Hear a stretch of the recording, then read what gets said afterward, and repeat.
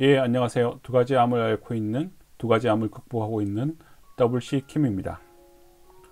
오늘은 폐암 네 번째 시간으로 거의 마지막 시간이 되겠는데요.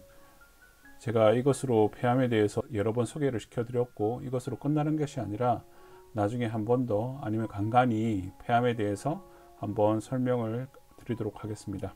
두 가지 암 한우가 환자 입장에서 들려주는 건강 이야기 시작하도록 하겠습니다.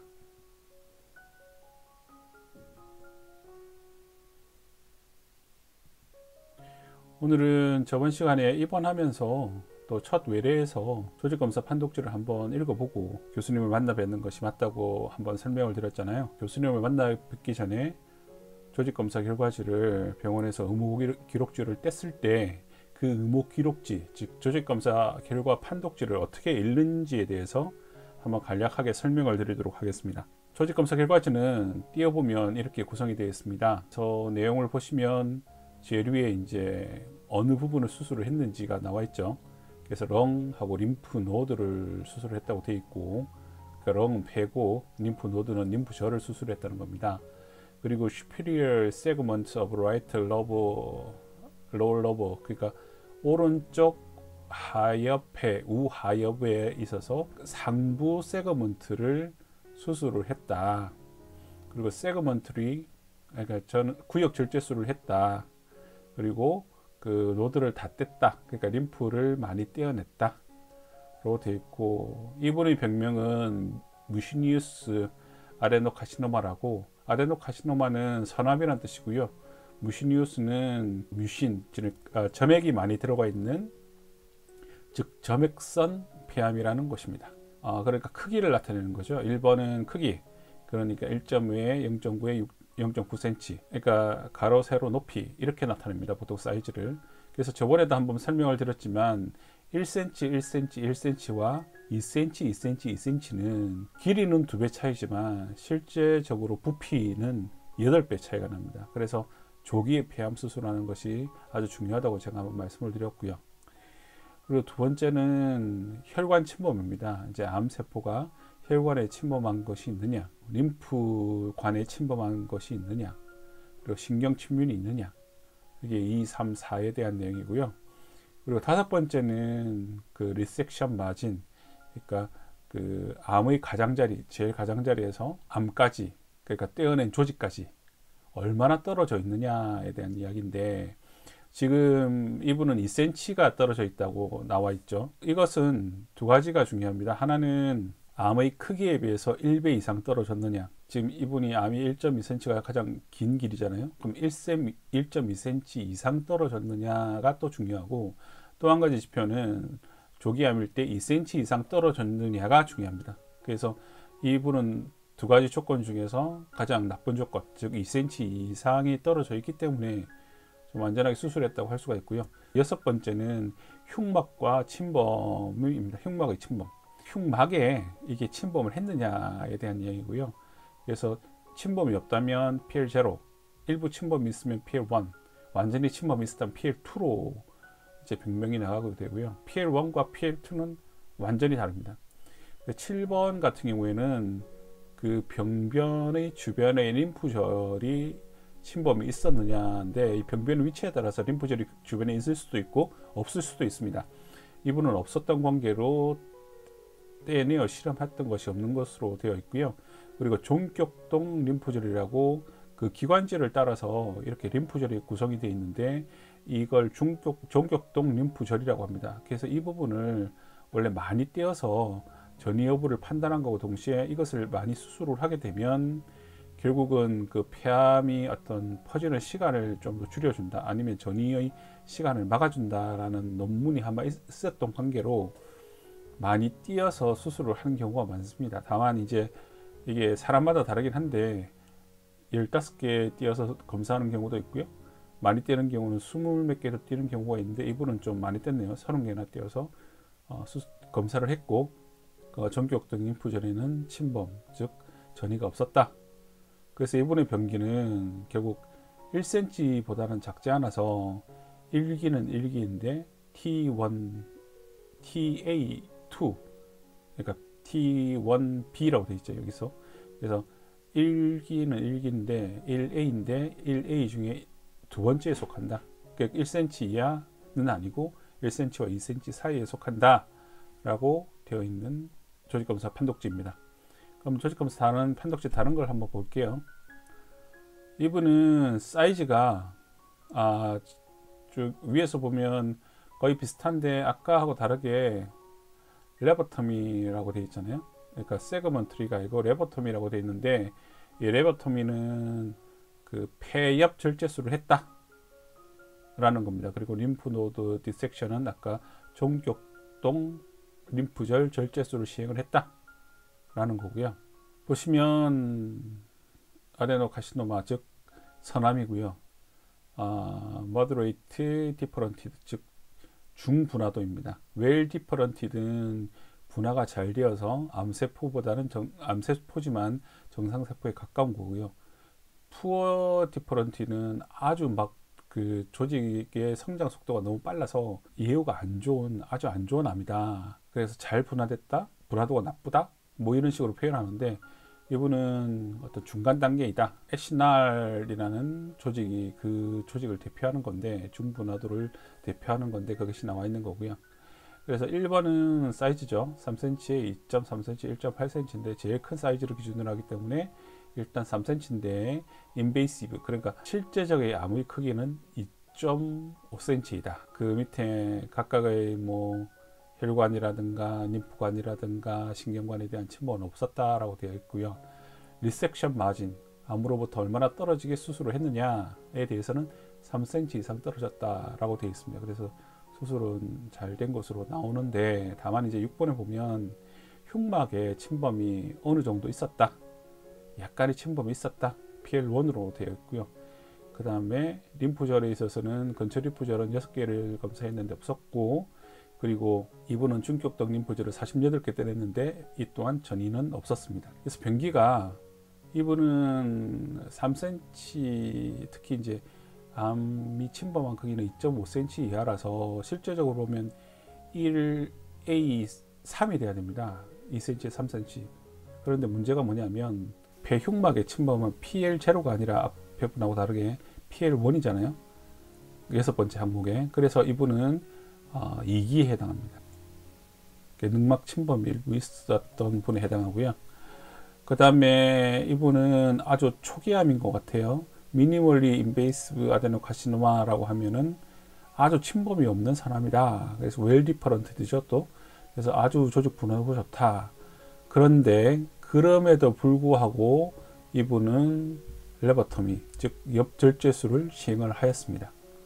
그래서 2mm 암 때문에 결국은 그 엽을 하나 떼내는 수술을 시행을 하신 거죠. 아마 위치가 안 좋았던 것 같습니다.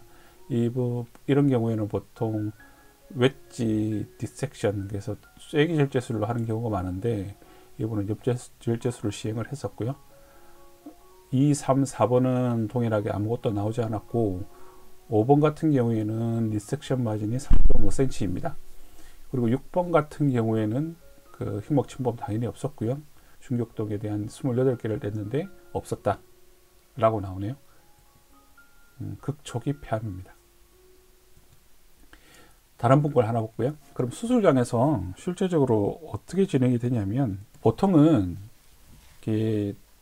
수술 검사를, 조직 검사를 하고 들어가는 경우에는 문제가 없는데, 조직 검사를 제가 저번에 한번 말씀드렸지만 했을 때 안 나오는 경우가 많고, CT상으로는 분명히 폐암인 경우가 있다고 했잖아요. 이럴 때는 일단은 수술을 하면서 조직 검사를 하는 경우가 있습니다. 그래서 이분 같은 경우에는 첫 번째로 웨지 리섹션이라고 되어 있잖아요. 그래서 그 쐐기 절제술을 했는데 일단 암으로 나온 겁니다. 앵커나니까 웰 머드레이트, 그러니까 두 번째 분화도, 중분화도에 해당하시는 거겠죠. 암으로 수술장에서 확인이 되어서 뭐 다른 건 쭉 뭐 똑같습니다. 뭐 다른 건 쭉 똑같은데 결국은 어떻게 했냐면 2차 절제, 엽절제를 시행을 했던 케이스입니다. 그래서 쐐기 절제를 먼저 했고 여기서 암으로 발견이 돼서 결국 엽절제까지 진행한 그런 상황이고요. 그 쐐기 절제 왼쪽 편에 보시면 지금 두 가지만 더 추가로 제가 설명을 드리겠는데 7번하고 10번입니다.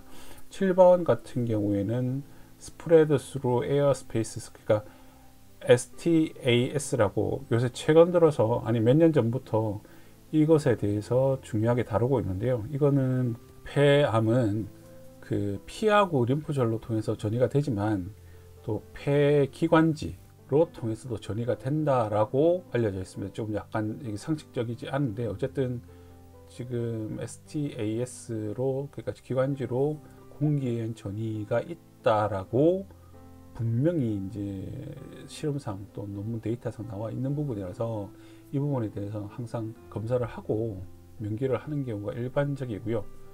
근데 앞에 분들은 명기를 하지 않았죠. 앞에 분들은 옛날에 수술을 했거나 최근에는 다 명기를 하고 있습니다. 이것도 2cm 이상의 리섹션 마진이 있으면 안전한 걸로 보통 판단을 하고 있습니다. 물론 이제 암의 크기가 적을 때입니다. 지금 보면 근데 10번 같은 경우에는 리섹션 마진이 이제 확보가 되지 않았다고 나오죠. 그렇지만 이 부분 쐐기절제상에서는 그 잘라낸 면에 암이 이제 있는 것으로 확인이 됐지만 결국은 엽절제술을 했기 때문에 엽절제술을 하게 되면 결국은 그 쐐기절제술을 한 걸 포함해서 절제를 하기 때문에 완전하게 이제 그 충분한 그 마진을 확보한 상태에서 수술을 하게 되는 겁니다. 그래서 보통은 이렇게 쐐기절제를 하고 우리가 암이 발견되면은 아예 엽 자체를 떼거나 아니면 세그멘트리 수술을 하거나 하는 경우가 일반적이라는 것을 말씀드리려고 이 조직검사지를 한번 보여드렸고요. 또 이어서 말씀드리고 싶은 거는 폐암의 장기 후유증입니다. 폐암의 후유증은 생각보다 오래가는 경우가 많은데 그 중에서 뭐 여러 가지가 있죠. 흉수라든가 이런 부분은 보통 빠른 시간 내에 다 정리가 됩니다. 근데 다만 늑간신경통에 대해서는 이게 몇 년에 걸쳐서 일어나는 경우가 있고 이것 때문에 장기적으로 후유증을 겪는 부분이 30~40%가 됩니다. 수술 환자 중에. 그래서 지속적인 통증, 장기화, 찜질, 또 안 돼서 신경 주사까지 맞기도 하시는데 이 부분이 어떤 거냐면 이제 늑간신경이 갈비뼈 아래 위로 붙어서 이제 돌아다니게 되는데요. 저희가 수술을 할 때 이 갈비뼈 사이를 자르게 되잖아요. 그러면 수술을 하는 과정에서 아무는 과정에서 이게 늑간신경이 이게 뭐 사람 몸이라는 게 해부학적으로 아주 칼같이 똑같은 위치에 모든 게 돌아다니는 게 아니기 때문에 결국은 수술을 할 때 그 위치가 안전하다고 하는데 수술을 하시긴 하시지만 다 이게 어느 정도 영향을 줄 수밖에 없습니다. 아무는 과정 속에서 아니면 뭐 이게 수술을 하는 과정 속에서 이 신경을 조금 건드리게 되면 이 신경에 연계된 전후 좌우 보통 앞쪽으로 영향을 미친다고 생각했었는데 제가 경험해 보니까 그게 아니라 수술한 부위의 전후 좌우 모든 부서에 영향을 미칩니다. 심지어 척추까지 영향을 미치기도 하고 앞쪽으로는 앞쪽 갈비뼈가 아프기도 하고 지금 수술한 지 5년이 지났는데도 그렇습니다. 그래서 이 부분은 아주 지속적인 통증을 가져오기 때문에 이 부분의 통증을 줄이기 위해서 흉곽경화 수술 말고 로봇 수술을 한다고 제가 앞에서 말씀을 드렸죠. 그래서 이것에 대해서는 초기부터 어떤 찜질이나 신경주사 등이나 어떤 통증제에 적극적으로 임해야 할 부분이라고 저는 생각합니다. 그럼 마지막으로 제가 그 기수별 폐암의 예후에 대해서 한번 살펴보도록 하겠습니다. 미국과 한국을 가져왔는데요. 일단 비슷합니다. 일단 미국 같은 경우에는 아까 스테이지 1A1이 이제 1cm 이하, A2가 이제 1cm에서 2cm, A3가 2cm에서 3cm의 병변의 크기 가장 긴 쪽입니다. 그리고 그 나머지 A가 이제 1B 이렇게 구성이 되는데요. 그 1cm 뭐 0. 몇 cm 차이가 별거 아닌 것 같은데 결국 5년 생존율은 떨어지게 되죠. 92%, 83%, 77%, 68% 이런 식으로 1기 안에서도 92대 68까지 아주 스펙트럼이 높습니다. 2기도 마찬가지고 2기도 60에서 53%, 3기는 36%, 26%, 13% 이렇게까지 떨어지고요. 4기는 더할 나위 없고요. 그래서 이 5년 생존율 자체가 아주 그 폐암의 크기하고 직접적으로 영향이 있기 때문에 가급적이면 조기 발견을 해야 되고 조기 발견하면 반드시 빨리 수술을 해야 된다는 겁니다. 한국도 비슷수치를 나타내주고 있고요. 1기 같은 경우에 60개월이 이제 5년 되는 시점이죠. 보면은 거의 한 80%? 그러니까 스테이지 1 미국 수치의 A2와 SE 중간에 해당하는 그런 수치를 나타내고 있습니다. 거의 비슷하고요. 다만 이제 그 3기, 4기의 예후는 그 미국보다 더 안 좋은 것처럼 보이고도 있습니다. 다만 이제 이 숫자가 지금 5년이 지난 시점, 그러니까 17년도부터 있는 숫자를 지금 나타낸 것이기 때문에 지금 그때보다는 면역 항암이라든지 표적 항암이 더 발전을 했기 때문에 이게 점점 좋아질 겁니다. 점점 좋아지긴 하지만 어쨌든 폐암이 참 어려운 병이고 조기 발견이 중요하고 조기 발견하면 반드시 빨리 수술을 해야 되는 이 점을 반드시 명기하시고 폐암이 걸리신 분은 빨리 조기 치료를 하셔야 되고 폐암에 안 걸리신 분들은 반드시 PET-CT를 한 번씩 찍어서 본인이 예전에 어떤 상황이었는지 그리고 혹시나 이제 어떻게 변해갈지에 대한 어떤 기준, 판단 기준이 될 수 있게 PET-CT를 한 번씩 찍어 보시기를 권해드립니다. 예, 이상으로 폐암에 대한 설명을 시리즈를 마치도록 하겠습니다. 감사합니다.